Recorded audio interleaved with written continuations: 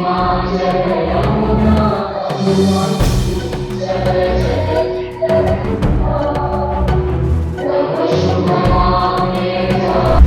आप देख रहे हैं चौकस भारत और मैं ब्रजेंद्र। देखिए, इस समय विधान परिषद और विधानसभा की जो स्थिति है वो बड़ा ही गहमा-गहमी भरा हुआ है। जहाँ तक हम आपको विजुअल दिखा रहे हैं उसमें साफ तौर पे ये नज़र आ रहा होगा कि क्या कुछ चल रहा है यहाँ। दरअसल एक अभिव्यक्ति हमारे मुख्यमंत्री राज्य के मुख्यमंत्री नीतीश कुमार ने कल किया और जो उनके व्यवहार थे मंच पर राष्ट्रगान के समय, उसके बाद पूरा माहौल जो है बदल गया। सारे मुद्दे विकास के ये सारे दरकिनार कर दिए गए और अब एक ही मांग जो है लगातार किया जा रहा है कि भाई नीतीश कुमार इस्तीफा दें, नहीं तो देश से क्षमा याचना करें, क्षमा की प्रार्थना करें। राष्ट्रगान के समय कोई भी हरकत जो है वो बेहतर तो है नहीं, क्योंकि वो राष्ट्रगान जो है वो पूरा अटेंशन खोजता है, सावधान खोजता है। तो चलिए हम आगे बढ़ते हैं।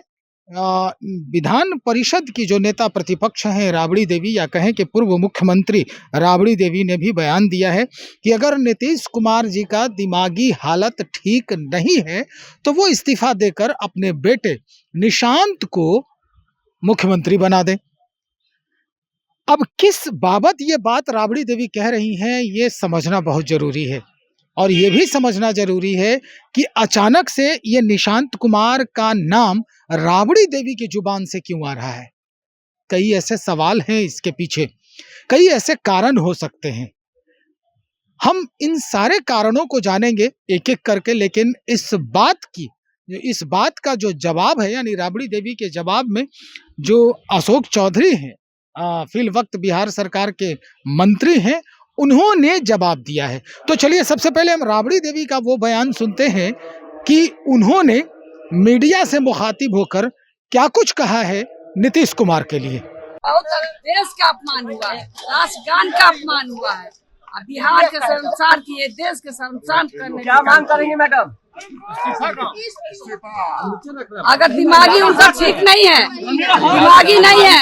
दिमागी ठीक नहीं है तो इस्तीफा करके अपना बेटा के बनावे या कोई के बनावे। दिमागी काम नहीं कर रहा है तो अपना बेटा के बनावे, आगे लावे। अब हम सुनते हैं अशोक चौधरी को।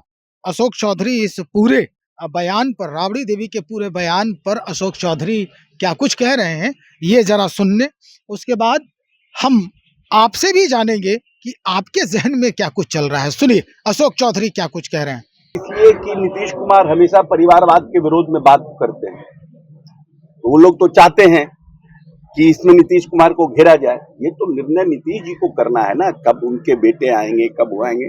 नीतीश जी पूरी तरह से प्रदेश के शासन पर उनका ग्रिप है, और जिस तरह से आज तक उनसे आधे उम्र के लोगों ने भी बिहार की यात्रा पूर्ण नहीं की, जो लोग मुख्यमंत्री के दावेदार हैं, लेकिन माननीय मुख्यमंत्री ने पूरे प्रगति यात्रा में पूरे बिहार का दौरा किया। सभी जगह जिन जिन योजनाओं की आवश्यकता थी, जो लोगों का डिमांड था, उसको स्वयं विजिट किया, और उसके बाद उस विजिट करने के बाद उन योजनाओं को उन्होंने कैबिनेट से अप्रूवल दिया। इससे पूरी तरह से विपक्ष हताश और निराश है। इसीलिए बेलगाम चीजों पर, बेबुनियाद चीजों पर, जिस पर इस चुनाव को कहीं कोई मतलब नहीं है, उसको उठा करके नीतीश कुमार को नीचा गिरा।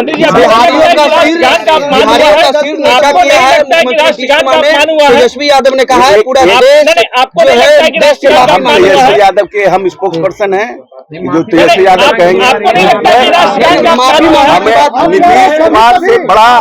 नीतीश कुमार से बड़ा इस हिंदुस्तान में कोई देशभक्त नहीं है, जो बिहार की अस्मिता और देश की अस्मिता के लिए हमेशा पूर्णतः संघर्षरत रहे और पूर्णतः उनके लिए काम करने का।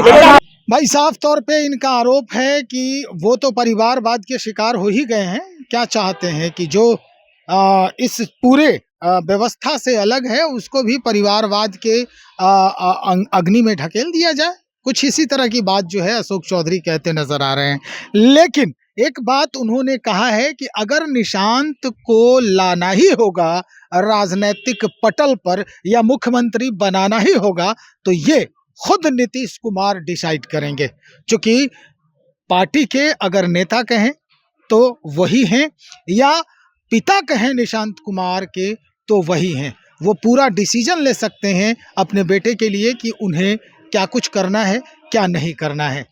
अब इस बात को लेकर आपके दिलो दिमाग पर क्या चल रहा है ये हम बहुत अच्छे से जान रहे हैं, लेकिन अगर आप कुछ बातें जो है वो हमसे साझा करें तो बातें और खुल के हम सामने रख सकते हैं और लोगों से उन बातों को हम साझा भी करेंगे, उनके जो बयान हैं वो आप तक हम पहुंचाने का भी प्रयास करेंगे। बने रहिए, और भी खबरों को हम यहीं से समेट रहे हैं आपके लिए।